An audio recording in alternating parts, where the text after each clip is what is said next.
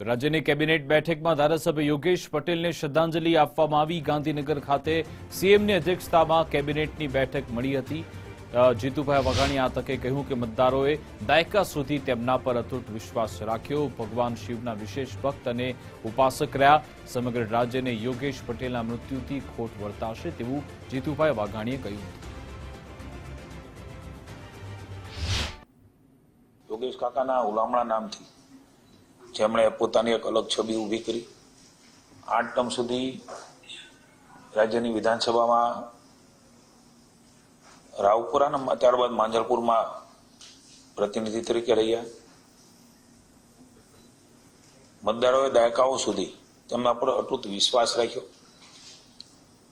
એમણે નિષ્ઠાપૂર્વક એમની પ્રતિનિધિ તરીકે મંત્રી તરીકેની સેવા અને સાદગીને સામાન્ય માણસ તરીકે શિવજીની યાત્રા ભગવાન શિવના વિશેષ ભક્ત અને ઉપાસક રહ્યા। સમગ્ર રાજ્યને એના જવાથી ખૂબ મોટી ઉમદા સેવક તરીકેની ખોટ પડી। માનનીય મુખ્યમંત્રીના અધ્યક્ષસ્થાને મળેલી બેઠકમાં એમના માટે શ્રદ્ધાંજલિ એ વ્યક્ત કરવામાં આવી।